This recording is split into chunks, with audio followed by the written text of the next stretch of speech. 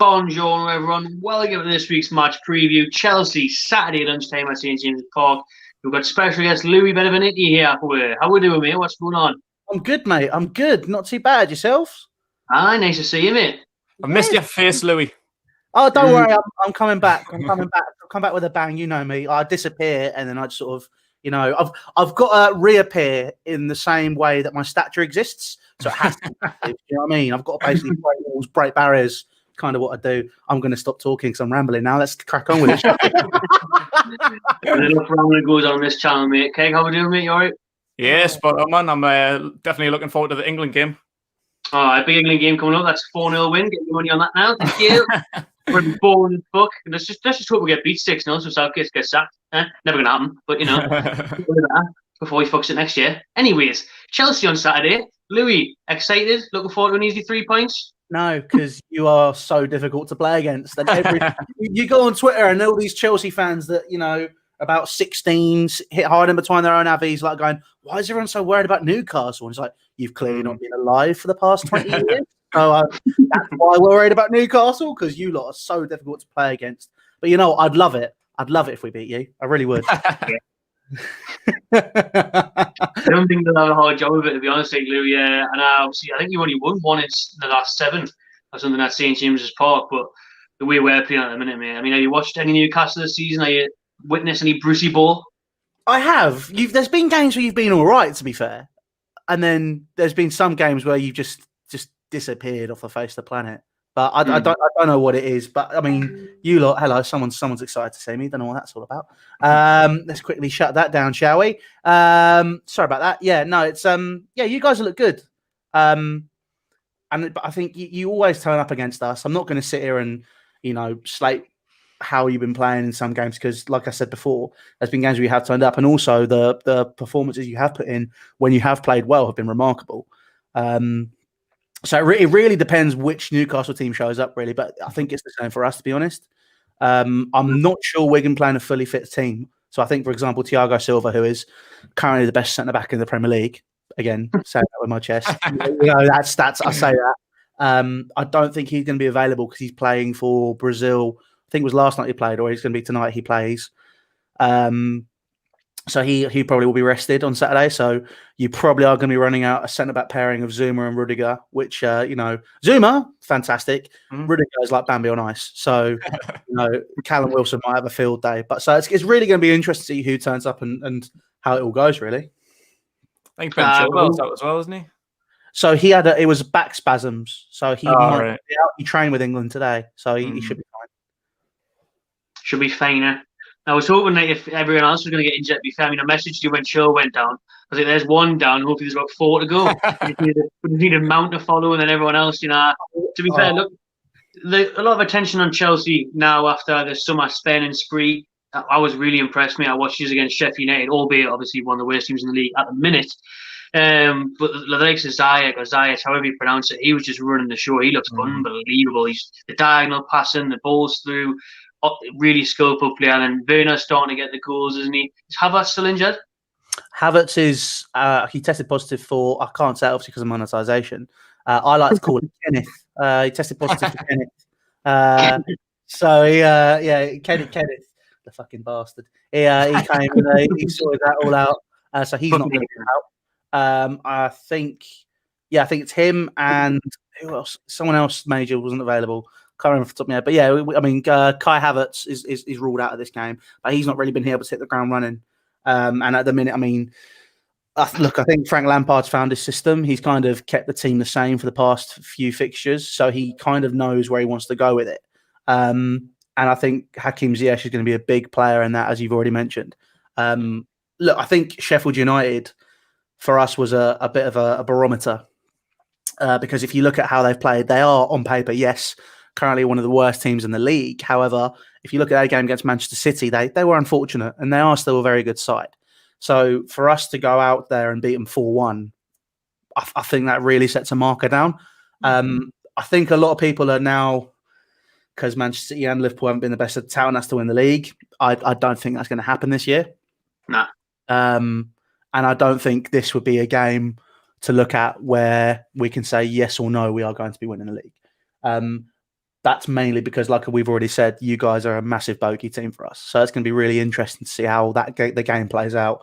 If Steve Bruce is going to go with 5 at the back again, or if you're going to go with 4-4-2. But yeah, hey, look, Brucey ball. If it works, it works. So it's going to be a really interesting game to see if we can actually, based on last year as well, where we failed to break you down. If we can actually do it this year, it'll be, I think, a good step forward. That game last year, man.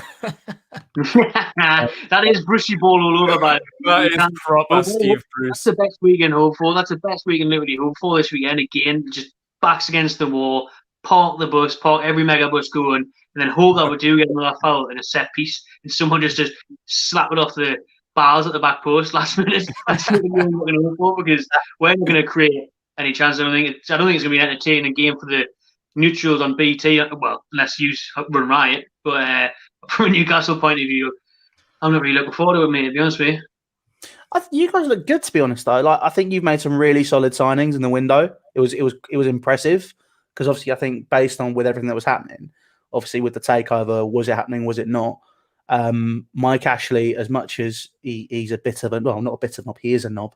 But a huge knob. Yeah, but him obviously Steve Bruce as well. With the signings you made, I thought Jeff Hendrick was an interesting one, fits really well. Callum Wilson, Ryan Fraser, I think that's 3 solid signings. And fair play too. And you guys have really started to come together, I feel. Even though it might not be the most attractive football, as long as you're getting results, that's all that matters, though, right? No.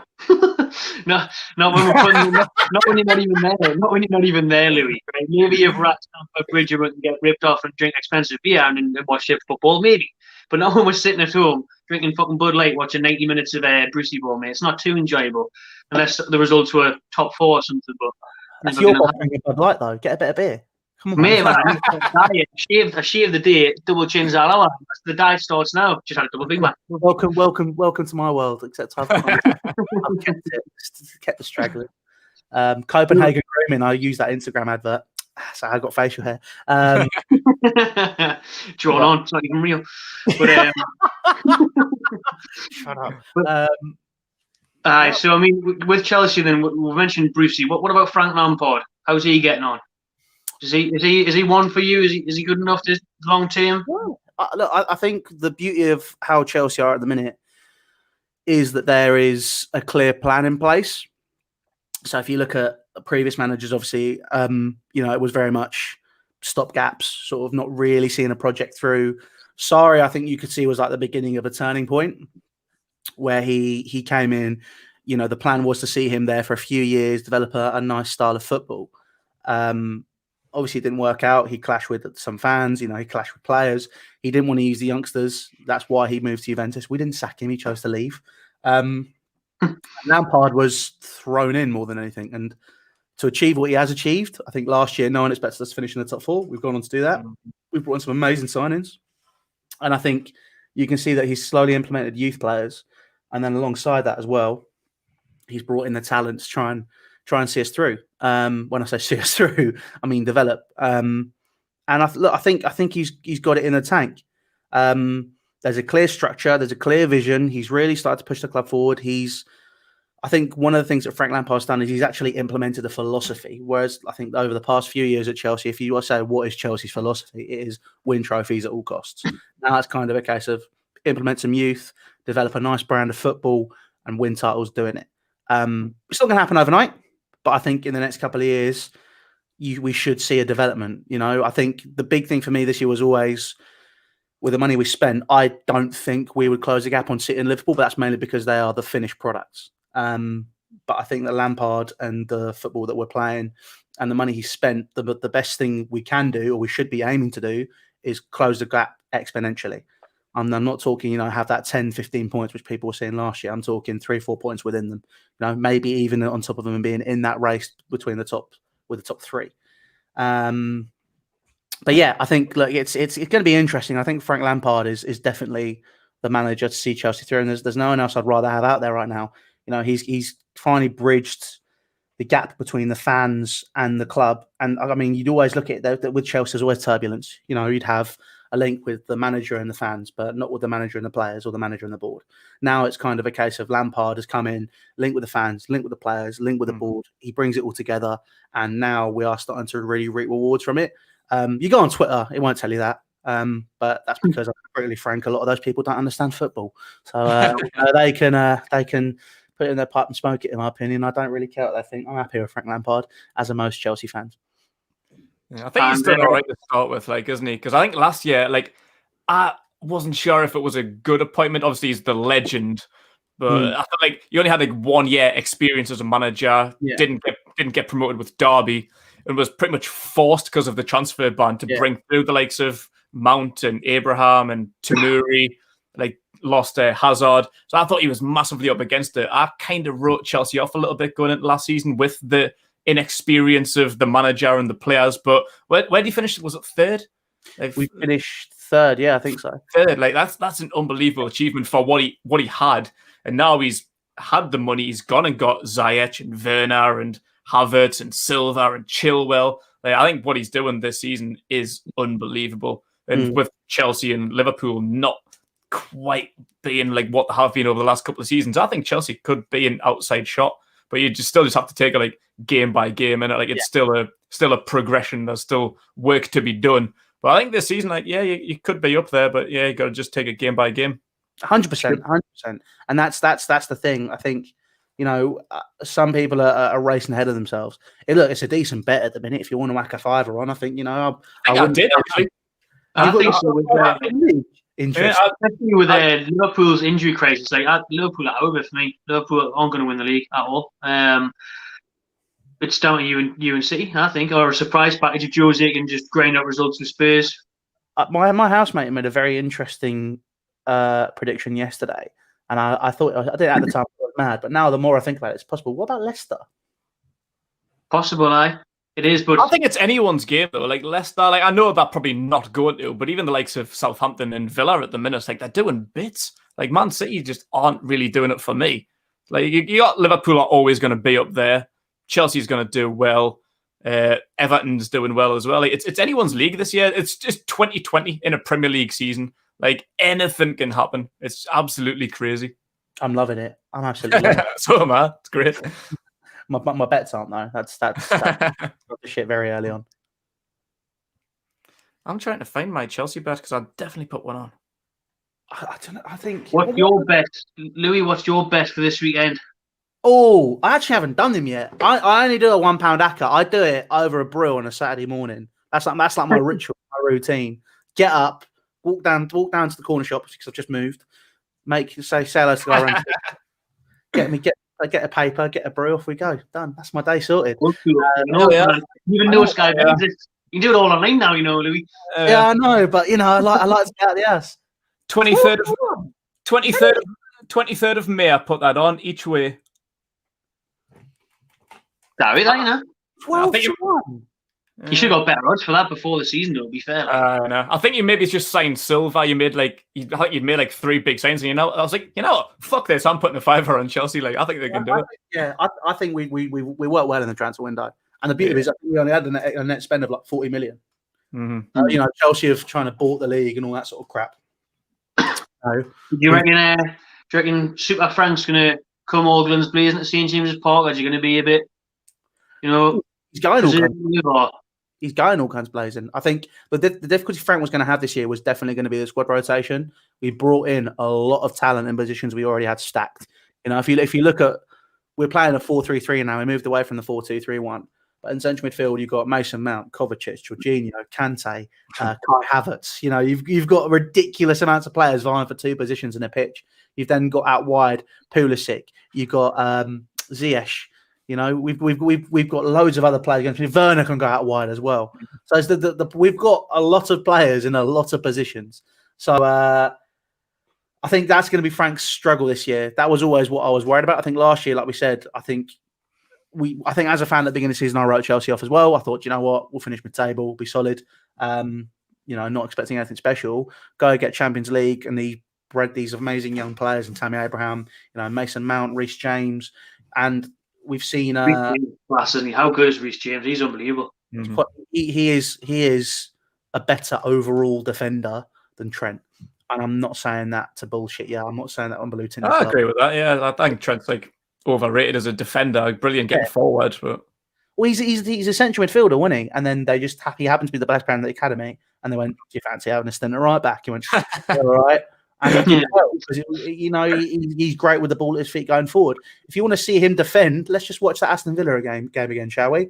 Bloody every single attack down that right hand side. That's where we targeted. I remember last year at Anfield, that's where we targeted, and Willems did it twice against them. Actually, he couldn't say, and he scored with one of them. So he was like their weak link defensively, like, but could have taken free kicks though. He's great at taking free kicks. Besides Reece James, Reece James's ball is not as good as Trent. But he's pretty much nearly there. And defensively, he's basically the combination of everyone was talking about Reece James, Wan-Bissaka or Trent. No, Reece James is the happy medium. He's a decent defender and he's good going forward. And I think with him and Ben Chilwell adds a lot of balance to this Chelsea team in the fullback position, and it really annoys Liverpool fans, and I love it. It's quite a good problem. It's quite a good problem to have for Frank, though. You said it's a problem like having too many players in so many positions. Like it's good squad depth, but like it might not do well for the players. Like if they're getting left out, they might feel a bit down or whatever. But I think we would quite like to have that problem because we look at our starting 11 and think on paper we've actually got a pretty good starting 11. If everyone's fit, once Ryan Fraser's fit and we've got Sir Maximin, Almiron, Wilson and stuff, we've got a good starting 11. But when we look at the rest of the squads, like if one of them gets injured and who's the backup, like we haven't got a great lot of squad depth. If any one of our starting 11 gets injured, we're fucked. It's just the delivery there. No, we are though, mate. He's right. Our bench is awful. Bench is awful, but starting 11 when fit is okay. I mean, we'd love to have two people in every position. I was going to ask you about Tammy Abraham. He's got to be one way. He thinks he's hard done by, isn't he? I mean, he's playing a lot more now. He's definitely he's more part of Frank's plans. I think him and Werner earlier on in the season, there was glimpses of a good partnership. And now we're starting to reap the rewards of that. I think it's almost a similar relationship to what Werner had with Poulsen at Leipzig. I'm not saying that Abraham is the player that Christian Poulsen is. You think Callum Wilson, but apart from that, Derek. No, but I think I think that Tammy he allows Werner to play off of him, and he's much better at linking up the play. He's not as greedy as he was last year. His game management's certainly better. He's built up more as well, so he can actually hold on to the ball a bit better. And we're starting to see a really good relationship form between him and Timo Werner. I think, like you said, that we are very fortunate to have the problem with so many players playing in certain positions. I think Pulisic might still be out injured as well, so you probably will see a front three of Ziyech, Abraham, and Werner. But I think, like I said, it really depends who turns up. It really does depend who turns up. And I'd like to think that we're going to. But you know me. Whenever we've spoken about football, I'm always very pessimistic. Kind of hold my cards close to my chest. And I think going to you guys, it's always a difficult fixture. But for me, just as long as we turn up and we make the difference and we learn from our mistakes last year and we're improving, I'm happy with that personally. And there's Mendy, new keeper. He's doing well. Is he fit? Is he? Yeah, he's fit. He's got big arms, so he'll be. Yeah, I was banking on Kepa being there. To be honest, mate, if I had any chance, but I mean, if Kepa was playing, does that mean that we can get a 3-goal start? You're still very poor, I think Mendy's been massive. Him, Zuma, and Thiago Silva as the three. They've really solidified the defense, and they're all speaking French to each other, which is also very interesting. So I think Ben Chilwell and Reece James had to brush up on their GCSE French. You're about to take yours next week, aren't you, Matt? I was meant to, but Kenneth fucked it, didn't he? So yeah, you can't take your GCSEs now. If I keep forgetting, you're about 15, aren't you? Next year. But yeah, Mendy's available. And he's been massive for us, massively improved us, kept a lot of clean sheets. Happy days, really. There's not really a lot for me to moan about as a Chelsea fan. It's very smooth sailing for us at the minute. So Well, I was saying that, and as soon as I say it's very smooth sailing for us, someone's going to clip that and be like, "That's what he meant the whole time." No, it's the case of at the minute we're doing okay. So, just as long as we continue on our form and keep pushing forward, who knows where our season's going to end up. I think if you ask a lot of Newcastle fans, I think we're really not looking forward to this game because we know what Brucey will do. He'll just sit back, 5 at the back, allow them to soak up pressure. And the way you've been playing the last couple of games with like Ziyech coming in, you've been ripping teams apart. And we're really, really not looking forward to that. Like, this could be a massive whitewash. I'm seeing in the comments here, just massive pessimism in the Newcastle fan base going into this game. But we are like a bit of a bogey team. It's just one of them games. Like, you'd no idea how this fixture will play out, particularly at St. James's. Like, I mentioned the game last season. I think like me and Matty were together watching this game, and it was about 91st minute, and I like nudged him. I was like, we're going to get a point out of this. Like, as if like, because that was what happened. Like, we just soaked up pressure. Chelsea just didn't really have the cutting edge that day. And then we ended up nicking 3 points, and it was more laughter than celebration. Like, we fucking stole 3 points. Yeah. How is that even possible? But that's kind of how we've been over the last few years. Yeah, and that's the thing. That's why I'm so worried going into this fixture. I think I look at how you guys play, and I think last year we've kind of picked up from it a bit more. But the biggest problem we had under Sarri and we've had under Lampard is the fact we get into the box and we try to score the perfect goal. Someone please just twat it, top bins. I just want someone to hit it, which I think seems more likely now this year. That I think we've kind of slowly but surely begun to become a bit more clinical.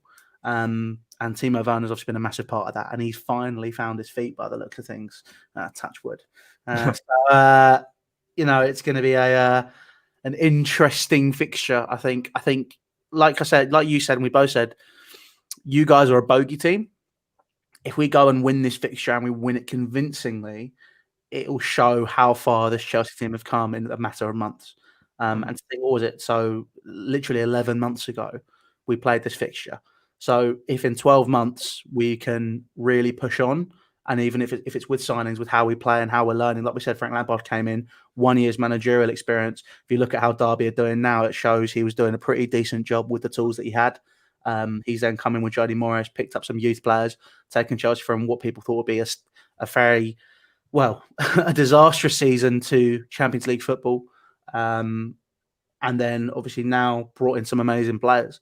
So Lampard has the pull effect that Ole Gunnar Solskjaer wishes he had, that Mikel Arteta wishes he had. They can have their community shield. But I think outside of that, we are pushing forward and getting better. And what's more important to me is, if we can push for a Premier League title within the next couple of years, it'll show the project's been a success. I think you will. You should be pushing for it this year. Should be pushing it this year with the other teams having key players out. But maybe before you go, give the score then for this weekend. Oh, you're making me do a score prediction. Put your pound on it as well, mate. Walk to the bookies Saturday morning, get it on. I don't walk to the bookies. I get the paper and then I just do it on my phone. I want that. What's the point in that? Tennis, mate. Tennis. What are you doing with it? What are you doing with it? Oh, you can't even go to the bookies, mate, man. I'm going to go 2-1 Chelsea. Oh, we're going to score a goal. I'll take that, I don't like it miserable. It's not the same. I like it when you're after you've won a trophy or you've beaten us 4-0 and I've had to stand there and about 5 minutes. But yeah, Bruce's done it to her. Hey, listen, if you, I tell you what, I'm saying 2-1, but I can see you guys getting a result out of the game. That's purely down to you being a bogey team and us still mentally struggling in some games. But we'll have to see. We'll have to see. I think honestly, I'm not looking forward to it at all. I think 3-0 Chelsea. 3-0. Or if I'm being optimistic, which I'm not, I'll go for a scrappy 1-1. I can see that happening. I can see a very scrappy game happening. I think the battle is going to be won and lost in midfield. Definitely. You've won it. Our midfield's gone, man. Our midfield's Isaac Hayden's meant to be back, who obviously scored the winner last year, but we've been struggling massively in midfield. Like, I mean, you've got a lot of physicality in the middle, though, don't you? Do you not? Nah. No, we don't, mate. Hayden, Shelby, Hendrick, or Longstaff. They're all ghosts, mate. Ghosts in the middle of the park. Blimey. Well, all I can say is good luck. We're going to need it. Like I said, I don't like it when you two are depressed. It always makes me nervous.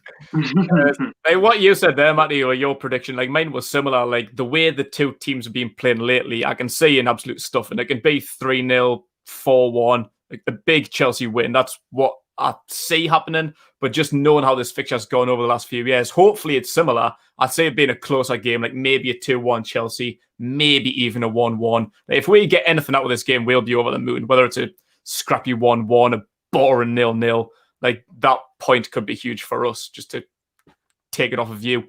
But yeah, realistically, I do see a big Chelsea win, unfortunately. I hope so. Well, enjoy yourself, Louis. We might have a catch up with you after the game if we manage to scrape something. I'll give you a shout. If you win 3-0, I'll never talk to you again. If we win or lose, you know me, I'm always up for a chat with you two. So just drop me a line, and then I've no doubt at all that you will be texting me in the game, Matty, if you're winning, going, maybe, mate, maybe. If we fluke something, I'll be on you. But you'll be sending them pictures again, mate. You know, you're sending Sunderland pictures and everything the other day. Now, Alonso celebrating. That cunt. Oh, fuck. That's what he was saying. Ben Chilwell's out, and Alonso's going to celebrate just like he did with Fabio Borini in that Sunderland win. Yeah. So we'll have to see him whacking at top bins if Ben Chilwell's unfit. That. I tell you what, I'll give you that. If Ben Chilwell doesn't start and Marcos Alonso does, we'll win 2-1 and he'll score a free kick. Alonso scored against us at the Bridge last year, didn't he? Or was it the year before? Yeah, last season. I think he scores one goal every 2 years. It's against us. He scored every year against you, I think, because he scored in his first season against you as well. For us. Great. Let's hope Chilwell's fitting. Fuck, Alonso. Oh, wait to see Chilwell. I've got Chilwell in my fantasy team. I hope he's fit. See you later, Alonso. Right. Cheers for your time, Louis, mate. Appreciate it. Hey, boys. Cheers. Thank you. Take care, mate. See ya. See ya, bye. Oh, 1-0 England, right on cue.